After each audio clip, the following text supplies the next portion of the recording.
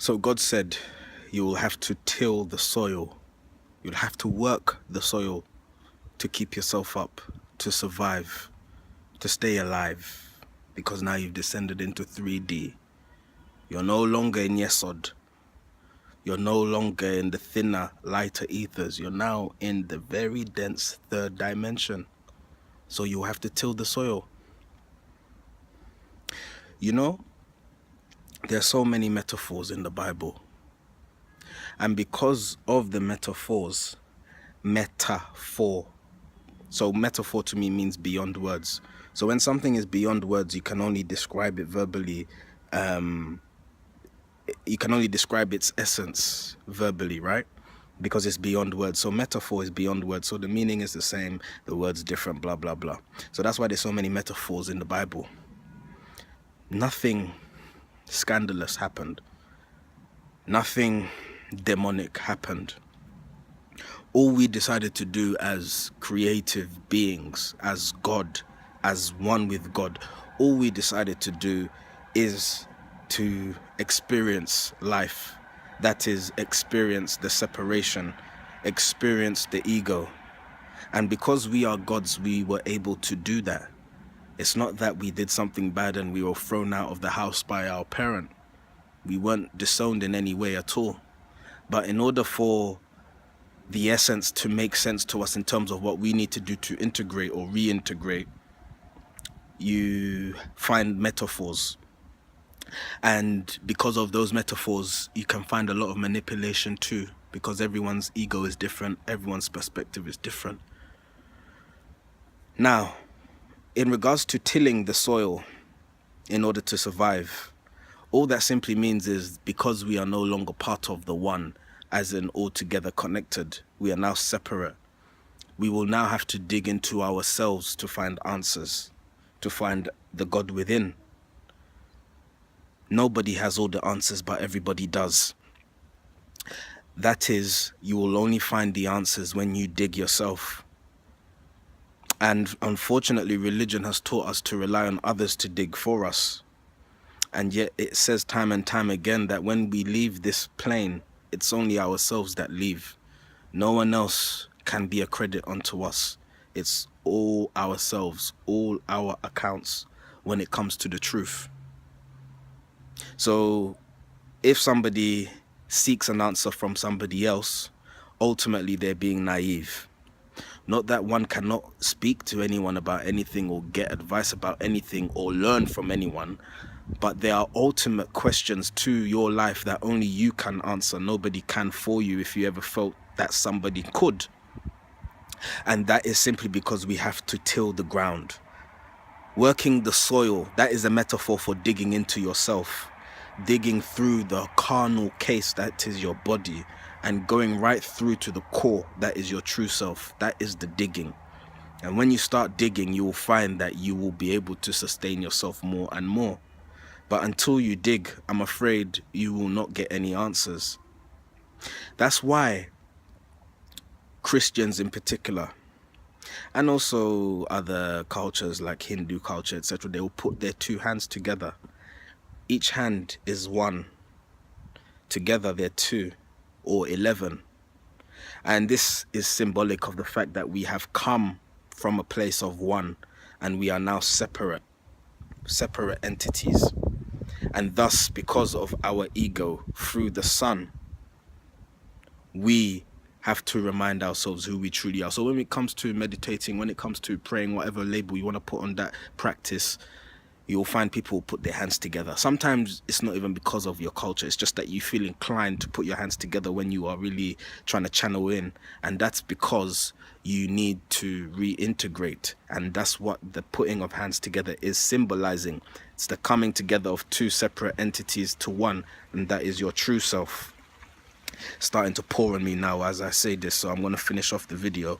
But yeah. You only have the answers, nobody else. And what you see in Genesis and throughout the Bible are simply metaphors. So while we may look at them as punishments, they're not simply. They're simply the consequences of our actions. Because we are gods, we made a decision and we're facing the consequences. Everything has a cause and effect. And in regards to our separation from one, we have to now reintegrate ourselves. It's all a game. We knew this before we came.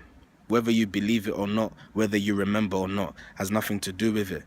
But we were once one, and we now are many.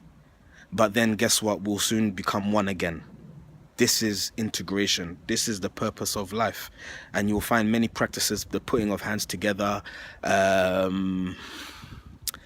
many incantations and all sorts. They all allude to the fact that we have become separate and we need to connect ourselves together again. So till the soil, that is going within, becoming more introspective so that you can hear your inners, where the truth lies, and you'll get all the answers you need to this life and beyond. And that's it, peeps. P.S.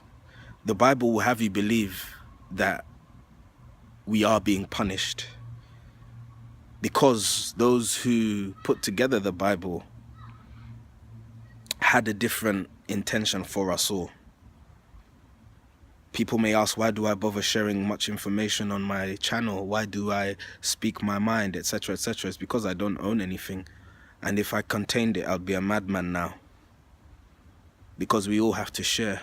We all have to release what we gain in some manifestation.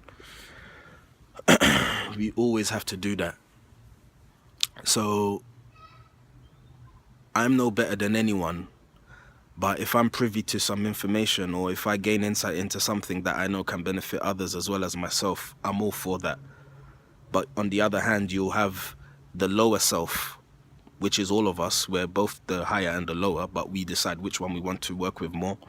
If I was tapping into my lower self, all the information, all the insight I gain would be used simply to control people and to keep them in the perpetual state of servitude. So I'm trying to follow my Lord Jesus Christ's footsteps in releasing people's shackles. And I can simply do that just by sharing my thoughts. And hopefully their thoughts unshackle the chains on my legs. Because I'm a prisoner too. We're all prisoners. But right now we are becoming more aware of our power in order to release us from this prison. So we descended from Yesod and we're now in the third dimension. So we have to till the ground in order to get our sustenance, our answers, because it's the answers that sustain us. Remember, Christ said many times that you do not need food when you have the word, because the word feeds. That is the answers that we have to gain from within. So all these things you'll read in the Bible, they're simply metaphors directed at you as a being. And we can all rise above the politics and dogmatics that have infiltrated the book. And it's funny, they may have done what Jesus said they were going to do in Matthew 13:24-30, but the joke's on them. The Council of Nicaea and all the religious authorities, the joke's on them. Because while they will have us controlled, there are some people who see between the lines, who see what the message actually means. Because you have to think, well, if the message was meant as it is taken literally, we would be free, but we're not. And that's because we're not reading it right, or we haven't been anyway. So the joke's on them, the religious authorities, because although they will keep information from you and quote unquote twist information, at the same time the truth is still there, because the truth is the truth even if there's a lie. So the truth is the word, the lie is how it's been put together. So we have to do some investigative work and some,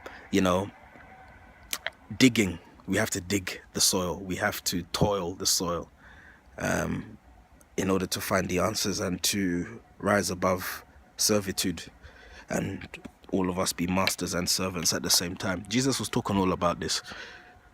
The appointed time will come. I hope I'm helping people out there as well as myself with the words and the thoughts and the insights that I have received and shared. And I will continue to go from strength to strength, and it will get deeper and deeper as I go in time along with you, because we're all in it together and we'll come out the other side all right, I promise.